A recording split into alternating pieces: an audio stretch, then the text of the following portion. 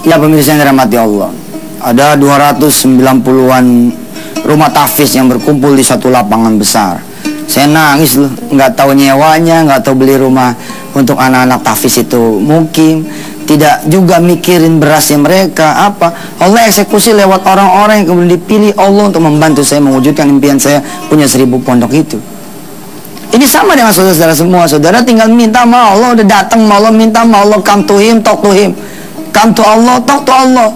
Ya Allah, saya pengen punya motor, ya Allah, saya pengen punya motor. Dan bergerak gitu loh. Ada sholat duha, ada tahajud, bisa sedekah.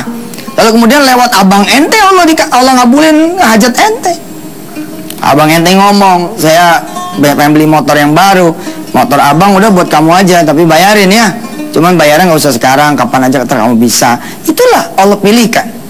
Nah, hadir bersama saya salah satu orang yang dipilih oleh Allah untuk mewujudkan impian saya memiliki pesantren-pesantren di seluruh tanah air. Ya, beliau adalah Haji Sundori, pengusaha Habatus Sauda. Kita panggil bareng-bareng. Sini Ustaz. Ini Ji. Alhamdulillah. Assalamualaikum. Sini Ustaz. Ente coba cerita. Nah, benar kagak punya rumah tahfiz itu ceritanya bagaimana? Kok sampai bisa punya rumah tahfiz?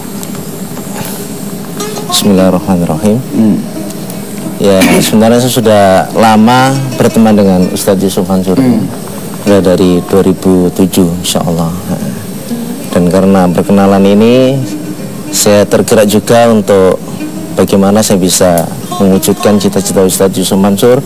Saya juga ingin bercita-cita ke sana, ingin menggapai ridha Allah, yaitu bagaimana kita memfasilitasi anak-anak di kampung yang ingin belajar Al-Quran, yang ingin menghafal Al-Quran. Dan alhamdulillah ada 300 anak-anak yang kami handle. 300 tuh ya? 300-an. Subhanallah. Itu daerah mana?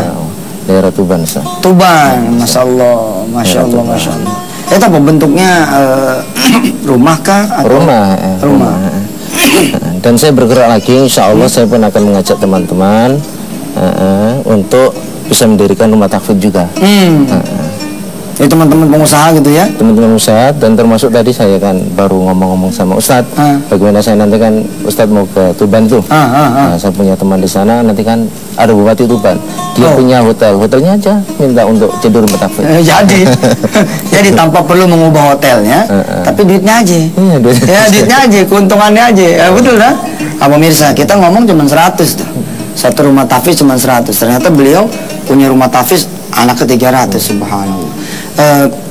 Mas, kepikiran nggak kalau ternyata Allah mempertemukan kita, lalu Mas menjadi jalan buat saya membuka rumah tahfiz di Tuban? Padahal saya jarang ke Tuban, ya. Yang suka ke Tuban kan perempuan-perempuan yang lahir nanti ya. Itu pecah ke Tuban. Ya gimana tuh? Kepikiran nggak gitu? Enggak ada sama sekali kita. Nah, tahu nggak apa yang kemudian mempertemukan kita? Yang berhubungan kita ya Al-Quran ini Ustaz. Al-Quran, doa, cita-cita. Betul saudara. Saudara kemudian khawatir hari ini akan menjadi hari yang jelek, maka akan muncul tuh orang-orang yang kemudian menjadi ya penyebab ente di atas sisi Allah jadi jelek. Ya, alhamdulillah. Apa setelah ini cita-citanya? Ya alhamdulillah saya kan ada sama Ustadz nih, kita punya usaha bareng nih. Yang insya Allah saya bilang kemarin 97,5% kita infakkan ke rumah tahfiz. Nah tuh lihat, saya tidak punya background pengusaha, saya tidak kemudian sekolah bisnis dan usaha, tapi Allah kemudian mengabulkan. Saya ngumpulin tuh orang-orang kampung yang percaya sama saya gitu ya. Sini, pengen gak punya toko emas? Apa kata orang-orang kampung? Dari mana gue punya duit buat punya toko emas? Nggak perlu mikirin punya duit apa enggak, yang perlu minta sama Allah. Subhanallah, cara Allah betul-betul misterius. Nyampe. Makasih Mas Jun atas kehadirannya. Insya Allah Tuban ya. Silakan tunggu nanti kehadiran Yusuf Mansur. Mudah-mudahan Allah Subhanahu Wa Taala ya mengembangbiakan rumah tahfiz ente menjadi pesantren besar. Dan mudah-mudahan tidak cuma satu Ente kan Habatus Sauda kan? Nah, Mas. Berapa agent yang ente punya? Hampir di seluruh Indonesia ada. Nah, berapa orang tuh kira-kira? Ada sekitar 250-an Nah, agent. ente kumpulin tuh agent-agent, ente bilang, masih mau nggak dapat barang lagi dari saya? Kalau masih mau, mulai bikin rumah tahfiz di rumah. Bagus. Ya, bagus nggak? Siap. Siap. Kalau nggak mau, nggak mungkin. Membuat Quran kok. Iya, Ustaz. Ustadz atau Pak Cundori, sampaikan ke Ustadz Yusuf, saya mau buka tapi saya nggak punya saya tidak punya pengetahuan. Ajarkan dia juga. Nggak penting punya pengetahuan itu. Yang penting doa dulu.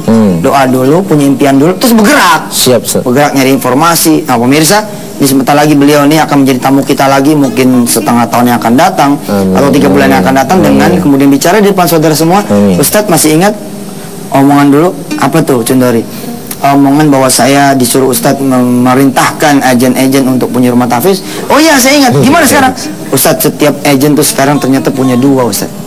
Insyaallah, Ustaz. Jadi sekarang rumah tahfiz kami ada 400. Insyaallah. Subhanallah, mantap. Saya lagi mengubah nih, 3.000 rumah tahfiz tidak lagi 3.000, tapi judulnya adalah pergang. Subhanallah. Perkelurahan. Karena kalau per kecamatan aja dikit lagi nih. Kecamatan dikit lagi lah. Kira-kira kan kecamatan di Indonesia kurang lebih 5.000-an lah. Ini dikit lagi. Jadi kalau 5.000 saya pikir kita coba per kelurahan. Tinggal persoalannya pemirsa, saya mengundang nanti Anda-anda yang punya pikiran sistem ya. Ada mungkin yang punya sistem Al-Qur'an tafsir Quran, yang punya kemudian jagoan bahasa, jagoan matematika, memenuhi atau menambah konten dari rumah tahfiz itu sendiri. Sampai ketemu Pak Cundori, mudah-mudahan barakah. Sampai ketemu ya. Assalamualaikum warahmatullahi wabarakatuh. Pemirsa, pas kebetulan lagi ngomong begini atas izin Allah ya, kita dapat tamu seorang pengusaha Habatus Sauda. Gitu loh. Kita nggak ngerti, kita nggak apa. Tapi kemudian ketemu dengan Pak Cundori kemudian membuat rumah tahfiz. Kayak gini sama kan duitnya. Makanya kalau doa itu saya bilang kepada mereka-mereka yang mau haji misalkan, udah ente jangan ngomong begini, kasih saya duitnya ya Allah supaya saya bisa berangkat haji. Itu nyempitin akal pikiran juga gitu loh. Doanya gimana?